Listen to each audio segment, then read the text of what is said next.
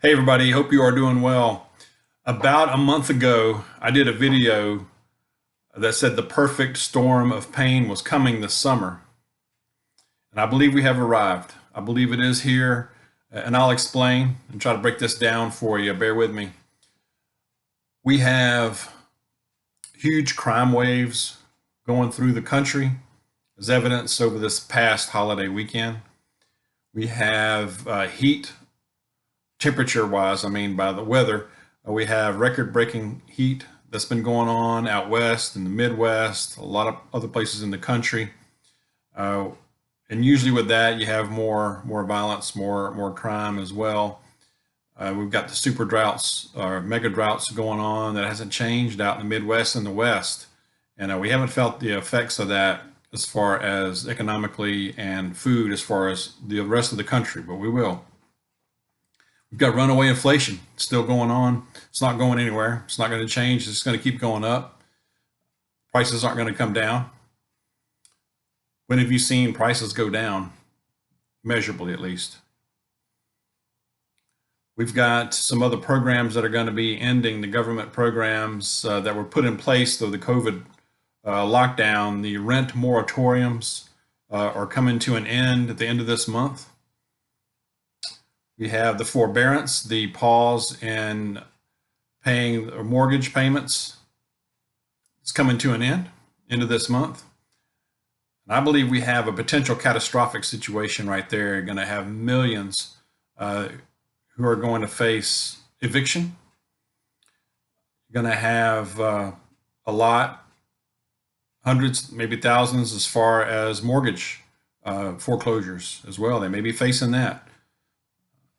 But I think both of those combined, we're going to see an already real bad issue as far as homeless get even worse. So let's keep an eye on that. And then we have the ongoing threats of the cyber attacks that are going on. It's daily, it seems like.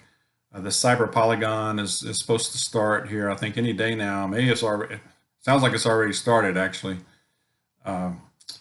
We've got like I said, inflation's not going to slow down.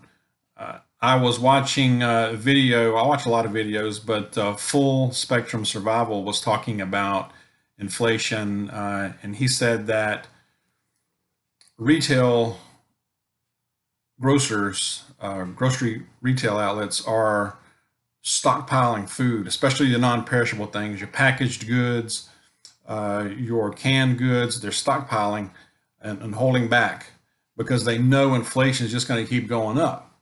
So what it's going to do is they're just stockpiling as much as they can, buying as much food as they can, because they know with this inflation keep going up, they're going to slowly release that to where it's going to cost you more. They're passing these higher prices on to us, the consumers.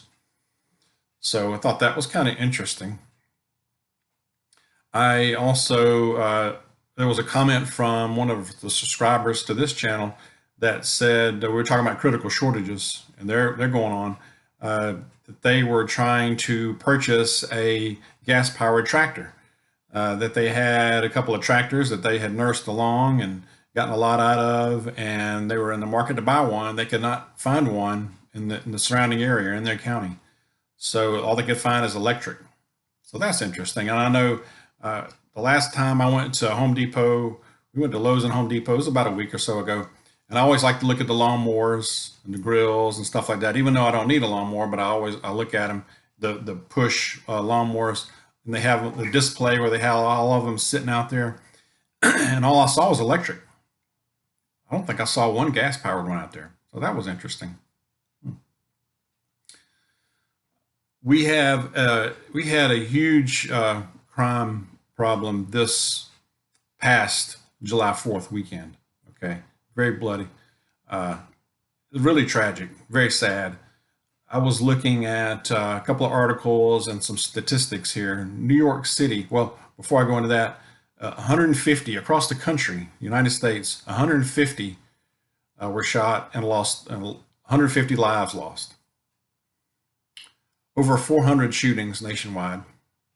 New York City, 35 shot, at least four lives were lost. Chicago, 100 shootings. 18 lives were lost, including 6 children. Damn tragic. The thing I'm reading about that is with all the shootings and all that, it's very few. They're not bringing any suspects. They're not arresting people. At least the few that they are, they get released quickly, and that is awful. Okay, that is really awful. They're not helping anything doing that. Cleveland, 11 shot. No, 11 shot between Sunday and Monday. The whole holiday weekend total was 17. Other cities mentioned where we had a bump in crime over the weekend: Akron, Denver, Atlanta, Georgia, Houston, Texas, Fort Worth, Texas.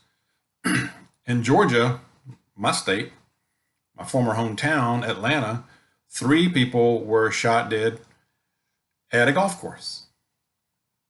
Sounds like a dang hit job. One 14-year-old boy lost his life at a block party in Atlanta where at least 50 youth were taking part in a block party that got out of control, turned into a big brawl. Shots were fired. At least one lost life there. So that was just a few things. Talking about San Francisco too, it talked about San Francisco where I believe it's Walgreens is just closing in some places in downtown San Francisco because of the rampant looting and just shoplifting going crazy over there. Other retail, a lot of retail stores in San Francisco are closing early, closing at 6 o'clock because of the rampant shoplifting. It's like, why is this allowed? You know, it's almost encouraged. I mean, why isn't this being stopped? I think we have weak leadership, just my opinion. I mean, that's awful. I mean, where's Dirty Harry when you need him? You know, I mean, you need some help there. I hate that. That's a beautiful city. I hate to hear that. Very tragic. So shootings, violent crimes, definitely on the rise in the major cities and in the medium, in the smaller cities as well. Atlanta, my former hometown, violent crime up 41%. Yeah, unreal. It's just unreal. My opinion is, I mean, the reason for these is complicated. A lot of problems at all levels, but I think the first thing it makes me think about is weak leadership here, the mayors. I mean, and then you have a lot of police that are leaving these forces in these towns. They're retiring early. They're getting out of there.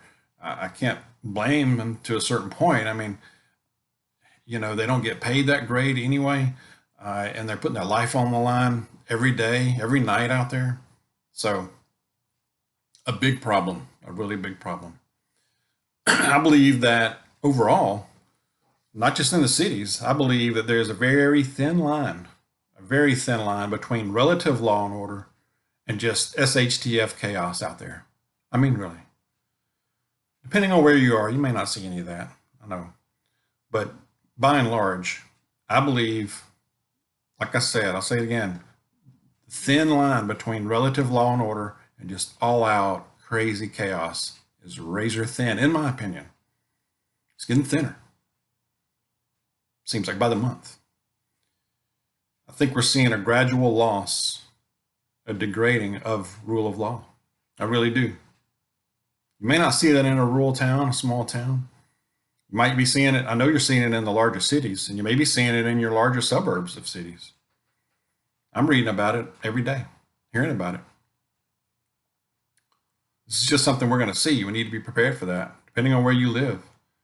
Keep your situational awareness. We talk about that a lot. Have your defensive posture and defensive tools ready. I know I live in a we live in a small neighborhood. It's about 40 houses. And there's only one way in, one way out. Seems like everybody has a security camera on their home, at least one.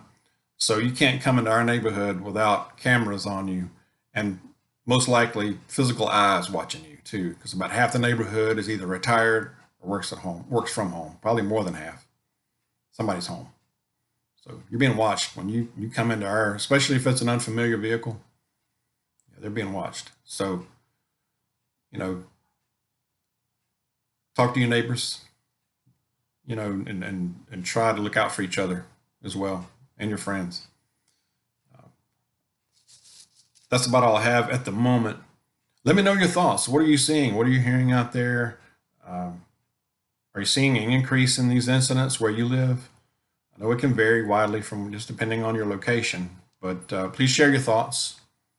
I'd appreciate it. There's always such great comments on here. I follow the threads, and it's just amazing what y'all share, helping each other out. I really appreciate that. I think that's good. Please keep it up again. And that's all for now. Have a good day out there. Take care. Be safe. God bless you. See you soon.